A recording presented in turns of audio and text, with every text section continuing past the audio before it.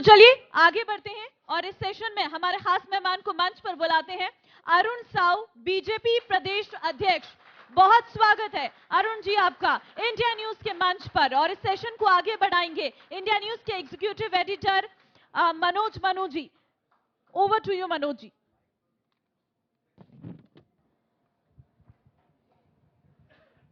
तो खबरों के सफर को हम लोग आगे बढ़ाते हैं और बात करते हैं छत्तीसगढ़ के विकास की, योजनाओं की और परिप्रेक्ष्य की, क्योंकि चुनावी वेला है।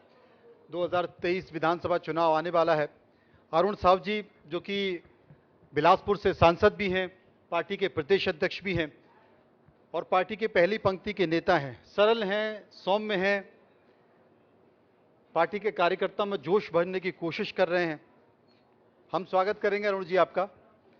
पार्टी में जान फूंकने की कोशिश कर रहे हैं और चुनाव का समय बड़ा महत्वपूर्ण होता है तब, जबकि आपको हर कार्यकर्ता को संतुष्ट करना है, पार्टी की नीति को और नेता को हर स्तर तक पहुंचाना है। लेकिन इस बार का जो विधानसभा चुनाव है 2023 का, वो क्या कहता है? क्योंकि बड़े लंबे समय तक आपकी सरकार रही, 15 साल बीजेपी की सरकार रही और 15 साल की नीति और नेताओं के जरिए जो कांग्रेस ने एक प्रचार तंत्र अपना डेवलप किया था, उसके आधार पर सरकार कांग्रेस की बन गई। अब आप कैसे देखते हैं 2023 के विधानसभा चुनाव को? मनोज जी, आपका बहुत धन्यवाद।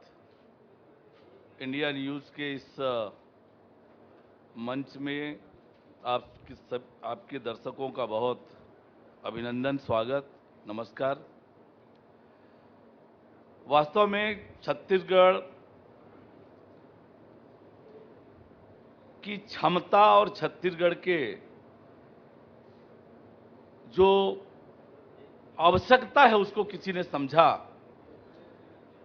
तो श्रद्धेय अटल बिहारी वाजपेयी जी ने समझा कि ये प्रदेश प्राकृतिक संसाधनों से परिपूर्ण है। बड़ी बड़ी नदियां हैं, बड़े बड़े पहाड़ हैं, जंगल हैं, कोयले से लेकर हीरे तक का भंडार है और सीधे साधे ईमानदार मेहनतकश लोगों का ये प्रदेश है।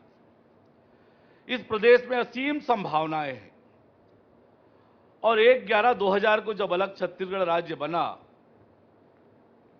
तो आम छत्तीसगढ़ के लोगों को लगा कि छत्तीसगढ़ में अब तरक्की होगी, छत्तीसगढ़ के लोगों को आगे बढ़ने का अवसर मिलेगा, छत्तीसगढ़ में स्वास्थ्य की अच्छी सुविधा होगी, यातायात की अच्छी सुविधा होगी, स्वास्थ्य की अच्छी व्यवस्था होगी। नौजवानों को लगा कि उनका भविष्य यहां से संवरेगा और ये काम हमारी सरकार ने 15 साल में करने का प्रयास किया। परंतु पौने 5 साल में राज्य की कांग्रेस सरकार की नीति, मुझे बड़ा आश्चर्य होता है कि आज पौने 5 साल के बाद राज्य की सरकार ने एक नया प्राथमिक शाला नहीं बनाया, एक प्राथमिक स्वास्थ्य केंद्र नया प्रारंभ नहीं हुआ। ये विकास के जो मापदंड है वो यहीं से शुरू होता है, शिक्षा, स्वास्थ्य, सड़क। आज प्रदेश में विकास के सारे काम ठप हैं और इसलिए छत्तीसगढ़ के आम लोगों को लगता है कि ये छत्तीसगढ़ 2003 से पहले के हालात की ओर जा रहा है। छत्तीसगढ़ के लोग जो ऊंची उड़ान उड़ने की तैयारी में थे कि देश के अग्रणी राज्यों में हमारी गिनती होगी और उसका आधार हमने 15 सालों में बनाया, पर पौने 5 सालों में कांग्रेस की सरकार ने प्रदेश की दुर्दशा कर दी। आज छत्तीसगढ़ के आम जन परेशान हैं, यहाँ की भ्रष्टाचार से, यहाँ के अपराध से, यहाँ के माफियाओं से, और आज उनको चिंता हो रही है कि छत्तीसगढ़ का भविष्य क्या होगा। आज जिस प्रकार से लगातार घटनाएं हो रही है, माताएं बहनें सुरक्षित नहीं है, जिस प्रकार से बस्तर में लगातार टारगेट किलिंग हो रही है, ये छत्तीसगढ़ के आम लोगों को चिंतित कर रखा है कि ये वो शांत प्रदेश, ये खुशहाल प्रदेश, इस प्रदेश को कांग्रेस की नजर लग गई है। आपने अरुण जी एक खाका खींचने की कोशिश की सरकार के बारे में कि सरकार बेहतर काम नहीं कर रही है और उसकी जो योजना है वो जनहितैषी नहीं है, क्योंकि हर पार्टी जिसकी सरकार होती है उसका अपना एक तरीका होता है। कांग्रेस भी यही आरोप लगा रही है कि जितने भी जो पीएसयूज थे, जो आज़ादी के बाद बनाई हुई चीज़ें थी, वो ये सरकार बेच रही है, चाहे वो एयर इंडिया हो या तमाम पीएसयूज हों। वर्तमान जो छत्तीसगढ़ की सरकार है वो ये कहती है कि हम नए स्कूल इसलिए नहीं खोल रहे हैं क्योंकि जो स्कूल खुले हुए हैं वो बेहतर नहीं है, हम उनको अपग्रेड कर रहे हैं। हम आत्मानंद जैसे स्कूल बनाने की कोशिश कर रहे हैं जिसमें छात्रों को बुनियादी सुविधाएं तो मिलें, लेकिन वहां पर अच्छी शिक्षा भी मिले, वो सीख सकें, वो अगर दूसरे प्रदेशों में जाए तो अपने आप को बेहतर महसूस कर सकें। ये एक तरीका है, इस पर आप क्या कहेंगे? आत्मानंद स्कूल कैसे बनाई सरकार ने? एक चलती हुई स्कूल, वहां के बच्चों को विस्थापित किया, अलग अलग योजनाओं के पैसे लगाकर उस बिल्डिंग को रंग रोगन किया, नया बनाया, और कोई स्थायी व्यवस्था नहीं है। संविदा पर शिक्षक रखे और आपने एक चलती हुई स्कूल को बंद किया, नया नहीं खोला आपने कि नई कोई व्यवस्था की। बजट में प्रावधान नहीं, शिक्षकों की नियमित व्यवस्था नहीं, आप संविदा पे कर रहे हैं, तो शिक्षा को आप कहां लेकर जा रहे हैं? प्राथमिक शालाओं की हालात देखें, क्या हो गया है, शिक्षकों की क्या स्थिति है, कोई स्कूल एक ही शिक्षक से संचालित हो रहा है। शिक्षा व्यवस्था को बदहाल कर दिया इस सरकार ने, स्वास्थ्य व्यवस्था को बदहाल कर दिया है। लगभग 40,000 बच्चों की, 0 से लेकर 5 साल तक के बच्चों की मौत हुई जनवरी 2019 से जून 2023 तक।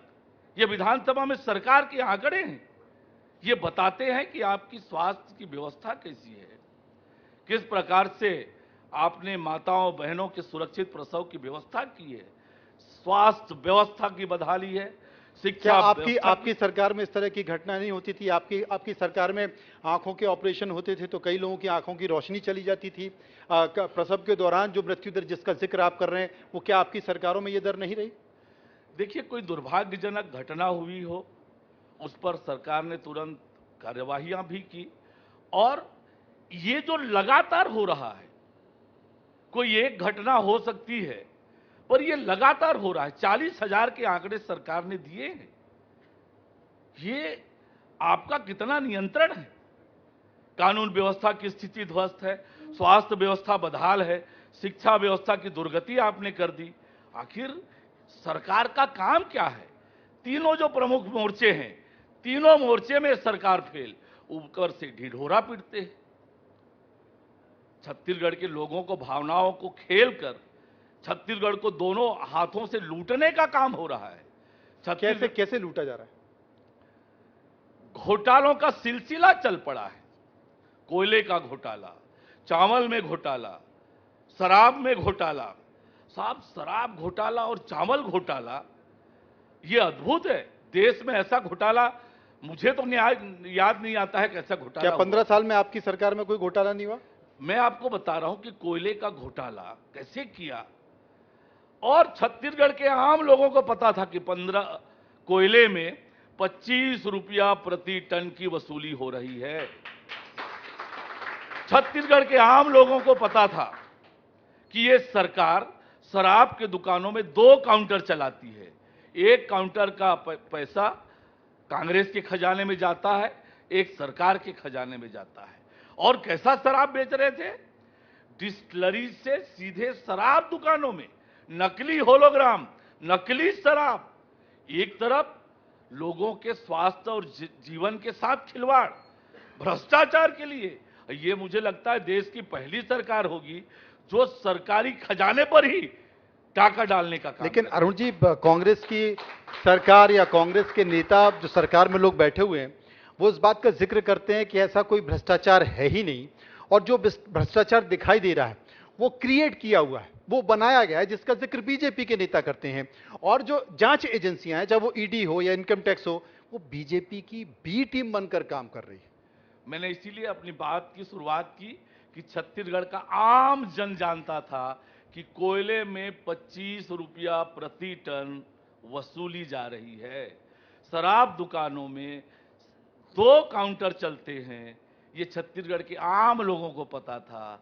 जब आम लोगों को पता था तो ईडी को पता चलना ही था, और ईडी को पता चलना था तो कार्यवाही तो होनी थी। और आज जमानत नहीं हुई अब तक 8 महीने से। पर ईडी को तो आपकी बी टीम कहा जा रहा है, मैं आपसे कह सकता हूं, ऐसे आरोप लगाए जा रहे हैं। राजनीतिक आरोप लगाना अलग बात है, पर क्योंकि कोर्ट में भी इस तरह की चीजें आई हैं कि भाई जो तथ्य हैं अभी पहले उनको तो सामने लेके आओ। इसीलिए आज तक जमानत नहीं हुई। ईडी ने तथ्य दिया है, और मैं तो बोलता हूं जनता जनार्दन को ईडी के पता बाद, था। अब ईडी के बाद ये केस सीबीआई में भी जा रहा है, तो जांच एजेंसी से फिर जांच एजेंसी। देखिए, ईडी की एक सीमा है कार्यवाही की, सीबीआई की अलग सीमा है। और ईडी की कार्यवाही कब होती है? पहले आईटी की कार्यवाही होती है, फिर आईटी को लगता है कि इसमें ईडी के लायक मामले हैं, तब ईडी को जाता है। ईडी को लगता है कि अब यह मामला सीबीआई के लायक है, तो सीबीआई में जाएगा। लेकिन मैं आपसे ये कह रहा हूं कि कांग्रेस पार्टी अपने भ्रष्टाचार से को छुपा नहीं सकती है, क्योंकि छत्तीसगढ़ के आम लोगों को यह पता था कि कोयले में दलाली हो रही है, शराब के 2 काउंटर है वहां घोटाला हो रहा है। तो ये राजनीतिक आधार पर कोई कार्यवाही नहीं हुई है, ये सच्चाई के आधार पर कार्यवाही हुई है, और इसीलिए तो आज तक जमानत नहीं हुई है कोर्ट। अरुण जी, जब भी चुनाव आते हैं तो इस तरह के आरोपों की बहुतायत हो जाती है, लगातार देखे जाते हैं। क्योंकि जब डॉक्टर रमन सिंह जो मुख्यमंत्री थे, उनकी सरकार थी, उस वक्त भी कांग्रेस ने बहुत सारे आरोप लगाए, तमाम सारे आरोप पत्र हमने देखे। सरकार बदली और उस सरकार में जो लोग प्रमुख पदों पर बैठे, मैंने तो किसी को जेल जाते नहीं देखा। अब मैं आपसे जानना चाहता हूं, क्योंकि उस समय भी यही आरोप लगाए गए, तमाम सारे घोटाले, करोड़ों के घोटाले, अरबों के घोटाले, खाद्यान्न घोटाले भी उसमें तमाम सारी चीजें थी, लेकिन कोई जेल नहीं गया। अब आप चुनाव में हैं, अगर आपकी सरकार आ गई, अभी आप आरोप लगा रहे हैं, अगर आपकी सरकार आ गई तो क्या होगा? ऐसा तो नहीं कि जांच में सब खत्म हो जाएगी या ध्यान नहीं दिया जाएगा, उनकी गति धीमी हो जाएगी। देखिए, आरोप, हम केवल आरोप लगाने का काम नहीं कर रहे हैं। ईडी ने कार्यवाही की, एफआईआर रजिस्टर किया और गिरफ्तारियां हुई, यानी सिद्ध तो नहीं हुआ। और कांग्रेस ने, जब कांग्रेस ने बीजेपी पर आरोप लगाए वो भी सिद्ध नहीं हुए। ये अभी तो गिरफ्तारियां हो गई जी, कांग्रेस के आरोप कहीं पर कोई सिद्ध नहीं हुआ, वही 5 साल हो गए, कार्रवाई नहीं हुई, उस पर कोई कार्रवाई नहीं हुई।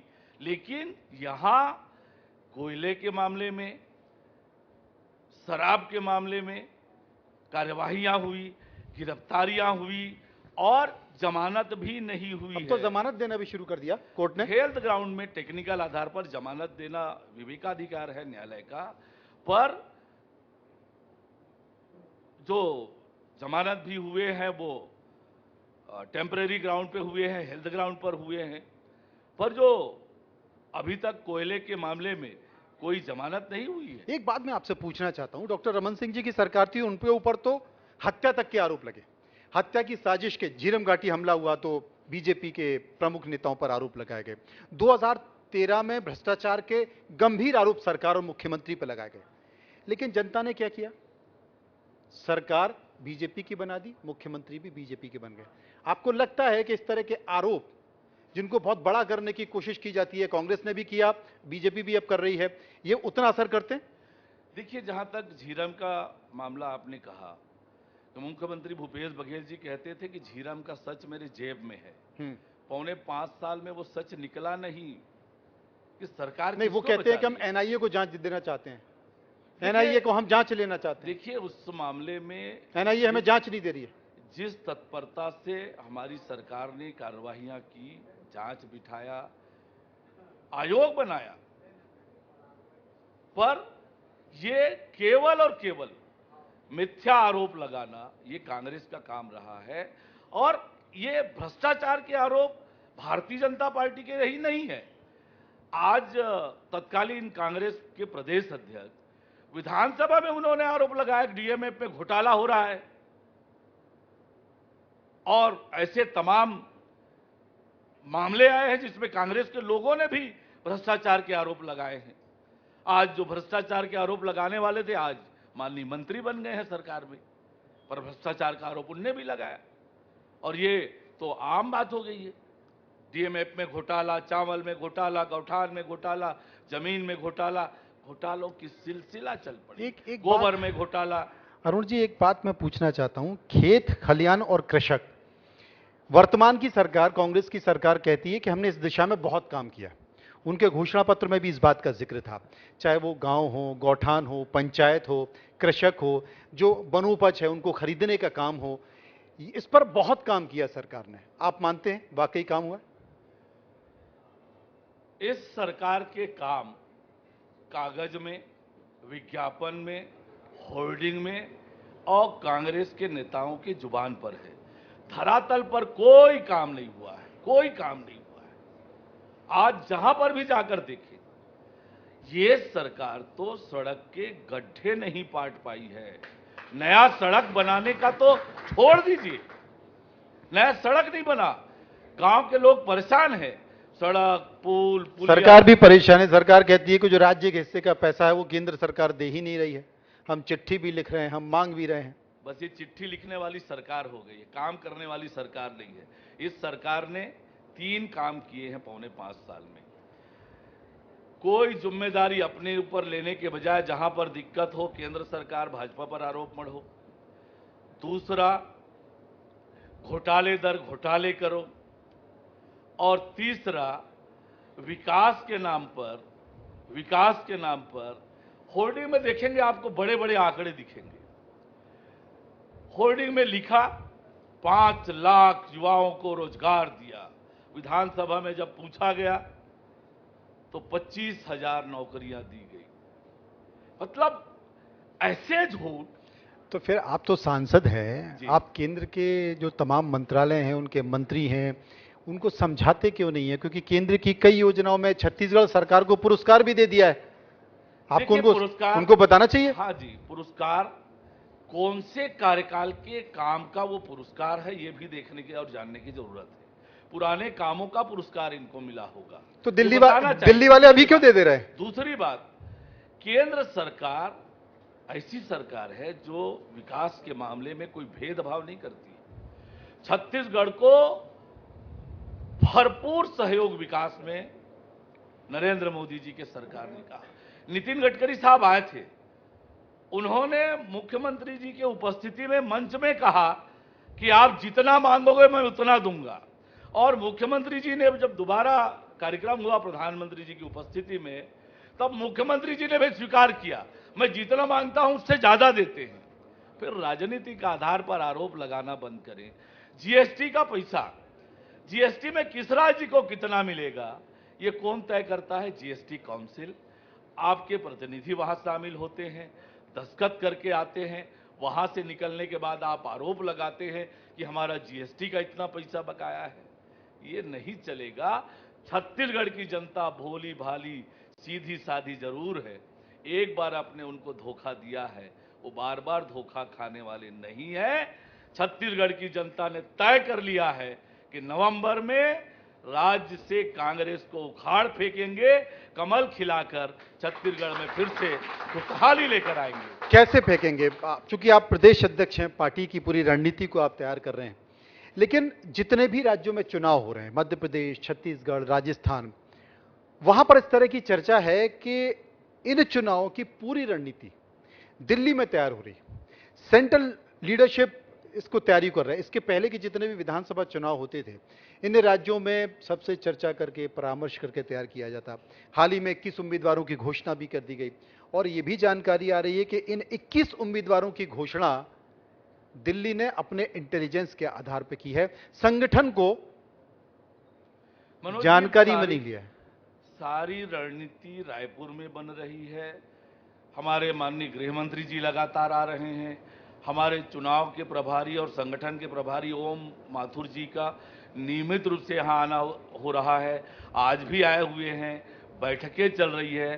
भारतीय जनता पार्टी छत्तीसगढ़ की पूरी रणनीति योजना हम छत्तीसगढ़ में बना रहे हैं, मिलकर काम कर रहे हैं, लगातार काम कर रहे हैं और बड़े बड़े कार्यक्रम, बड़े बड़े आंदोलन, बड़े बड़े अभियान हमने किए हैं। और आज छत्तीसगढ़ में जितने आंदोलन हमने किए, हर एक जनता के मुद्दों को लेकर हमने सड़क से लेकर सदन तक लड़ाई लड़ी और आज छत्तीसगढ़ के भारतीय जनता पार्टी के कार्यकर्ताओं में उत्साह का वातावरण है। जनता का भरपूर आशीर्वाद और सहयोग भारतीय जनता पार्टी को मिल रहा है। छत्तीसगढ़ को जिस दिशा में लेकर जाना चाह रहे हैं भूपेश बघेल, छत्तीसगढ़ की वो तासीर नहीं है। छत्तीसगढ़ के लोग सीधे साधे भोले भाले लोग हैं। आप छत्तीसगढ़ की जनता को धोखा नहीं दे सकते। उन्हीं सीधे साधों में तो भूपेश बघेल भी हैं। एक तरफ आप छत्तीसगढ़ की बात करते हैं, राज्यसभा में सांसद बना के भेजना हो तो छत्तीसगढ़ के कोई बेटा बेटी नहीं है जिनको आप राज्यसभा में भेज सके।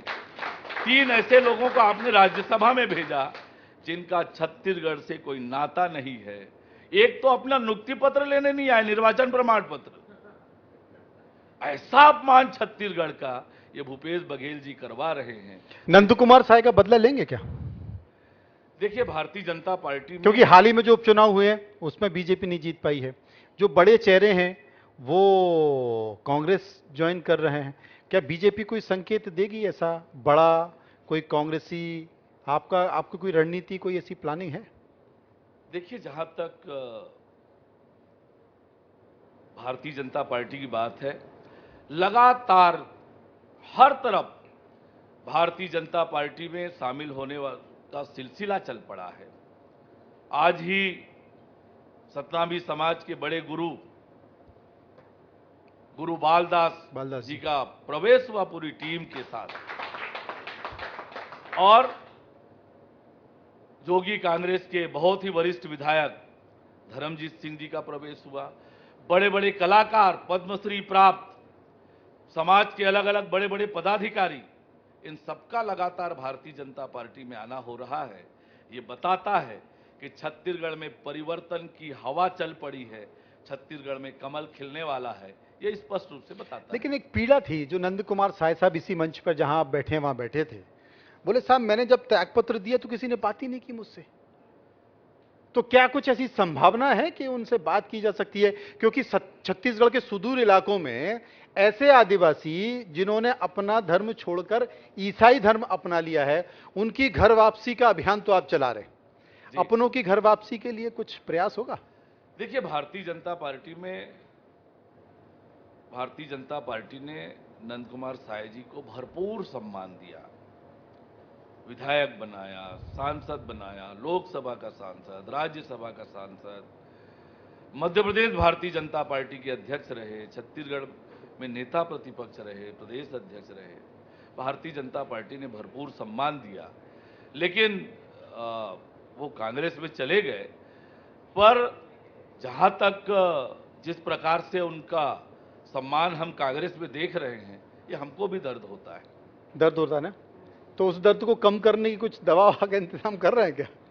देखिए, मैंने जैसे कहा कि भारतीय जनता पार्टी में जो भी आएंगे उनका हम स्वागत कर रहे हैं, सम्मान कर रहे हैं। कोई बुलाएगा तब ना आएंगे? निश्चित रूप से जो भी आएंगे उनका स्वागत है। नहीं बुलाएंगे नहीं? दरवाजा खुला है हमारा, वो आए, उनका स्वागत है। हमारे लिए लंबे समय तक काम किया है उन्होंने। नंदकुमार साय जी का हमारे परिवार में, हमारी पार्टी में स्वागत है। आपकी पार्टी का चेहरा कौन होगा? क्योंकि कांग्रेस के सामने चेहरा भूपेश बघेल है और कांग्रेस यही बार बार पूछ रही है कि पहले आप अपना चेहरा तो बता दो। देखिए, आज भूपेश बघेल भी कांग्रेस के चेहरा नहीं है। कांग्रेस पार्टी ने उनके चेहरे को नकार दिया है और प्रभारी ने उनके कहा है कि हम सामूहिक नेतृत्व पे चुनाव लड़ेंगे, और अब उप मुख्यमंत्री भी बन गए। तो कब क्या हो सकता है कांग्रेस में, यह भी नहीं मालूम। कब ऊप से ऊप हट जाए, यह भी हो सकता है। रही बात भारतीय जनता पार्टी की, तो हमारी पार्टी में पार्लियामेंट्री बोर्ड डिसाइड करती है कि किस रणनीति से आगे चुनाव में जाना है। पर भारतीय जनता पार्टी का एक एक कार्यकर्ता भारतीय जनता पार्टी का झंडा लेकर, कमल का निशान लेकर, पूरी ताकत से, पूरी निष्ठा के साथ राज्य की अन्यायी, अत्याचारी, भ्रष्टाचारी, वादा खिलाफी करने वाली कांग्रेस की सरकार को उखाड़ फेंकने के लिए पूरी ताकत से जुट गया है, कमल खिलाने के लिए पूरी ताकत से जुट गया है। अरुण जी, आपसे डर लगता है, मतलब आपसे डर नहीं लगता, आप तो बड़े प्यारे इंसान हैं, सरल हैं, सज्जन हैं। बीजेपी से डर लगता है।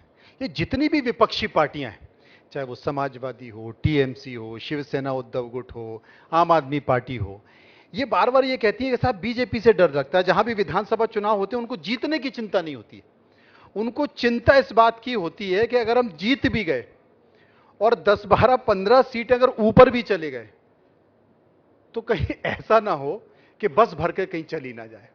ये राजनीति का कौन सा स्वरूप है?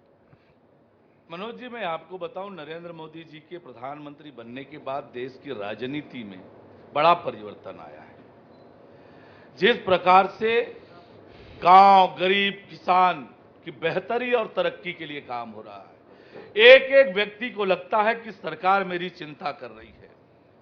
ये इन जो परिवारवादी पार्टियां हैं, जो एक परिवार के लिए, एक परिवार के द्वारा संचालित होती हैं, इनका जनता से कोई सरोकार नहीं है, इसलिए बस भरी जाती है। और इसीलिए कोई भारतीय जनता पार्टी आज दुनिया की सबसे बड़ी राजनीतिक पार्टी है। किसी को पार्टी में लाने के लिए हमें प्रयत्न करने की आवश्यकता नहीं है। कोई भारतीय जनता पार्टी के नेतृत्व, भारतीय जनता पार्टी के काम, इनको देखकर भारतीय जनता पार्टी में शामिल होते हैं। नहीं, मैं उस विचारधारा का जिक्र कर रहा हूं, जिस विचारधारा, जिस शख्सियत का आपने शुरुआत में नाम लिया, स्वर्गीय अटल बिहारी वाजपेयी जी का। अटल बिहारी वाजपेयी जी ने साफ तौर पर कहा था कि मेरी सरकार गिरती है तो गिरे, लेकिन मैं ऐसा बिल्कुल नहीं करूंगा कि मैं किसी को शामिल करूं या मैं किसी को खरीदूं। और आज चीजें बदल गई हैं, तो यह राजनीति की कौन सी सूचिता है? देखिए, भारतीय जनता पार्टी ने भी कभी इस तरह से कोई काम नहीं किया है। विधायकों की खरीद बिक्री का इतिहास दूसरे लोगों का है जो आज कह रहे हैं, पर मैं आपसे कह सकता नहीं, यहां तो भतीजे चले जाते हैं। यहां तो जो सबसे प्रदेश के हित में, प्रदेश के विकास के लिए, प्रदेश की जनता, देश की जनता के हित में कोई हमसे मिलकर काम करना चाहता है, हमसे जुड़कर काम करना चाहता है, तो निश्चित रूप से उनका स्वागत है। पर देश के राजनीति में खरीद फरोख्त का इतिहास नहीं, यही बार बार विपक्षी पार्टियां कहती हैं कि साहब ऐसी भारतीय जनता पार्टी है, उसके पास ऐसी वॉशिंग मशीन है कि अगर आपने उसमें डुबकी लगा ली तो आपके सारे कपड़े साफ हो जाते हैं। बिल्कुल भी नहीं। भारतीय जनता पार्टी, हमारे प्रधानमंत्री माननीय नरेंद्र मोदी जी, हमारे पार्टी के राष्ट्रीय अध्यक्ष जगत प्रकाश नड्डा जी जिस प्रकार से आज देश की राजनीति में काम कर रहे हैं और जनता के हित में जो काम हो रहा है, आज आप कल्पना करें कि पिछले 9-10 सालों में दुनिया में भारत की कैसी स्वीकार्यता बढ़ी है, आम लोगों के जीवन में कैसे परिवर्तन आया है। आज आम लोगों को लगता है कि केंद्र की सरकार मेरी चिंता कर रही है। देश का चौतरफा विकास हो रहा है, देश की अर्थव्यवस्था मजबूत हो रही है, देश की स्वास्थ्य व्यवस्था मजबूत हो रही है, देश की शिक्षा व्यवस्था मजबूत हो रही है, देश की स्वास्थ्य व्यवस्था मजबूत हो रही है। ऐसा कभी हुआ नहीं, और इसलिए लोगों को लगता है कि आज देश को भारतीय जनता पार्टी की आवश्यकता है। भारतीय जनता पार्टी ही छत्तीसगढ़ में भी डबल इंजन को, छत्तीसगढ़ में भी डबल इंजन की जरूरत है, ऐसा लोग मानते हैं। निश्चित रूप से आज जिस प्रकार से पौने 5 सालों में भूपेश बघेल की सरकार ने छत्तीसगढ़ की दुर्दशा की है, कर्ज में डुबोया है, विकास को ठप किया है, नीचे से लेकर ऊपर तक भ्रष्टाचार लगातार चरम पर है, अपराध बढ़े हैं, अपराधियों के हौसले बढ़े हैं। जिस प्रकार से छत्तीसगढ़ की शांत फिजा को अशांत करने का काम राज्य की कांग्रेस सरकार ने किया है, ये छत्तीसगढ़ कि जनता इसको लेकर परेशान। लेकिन उसके बावजूद भी वो कहते हैं कि हम 75 पा रहे हैं। आप कितनी सीटों पे?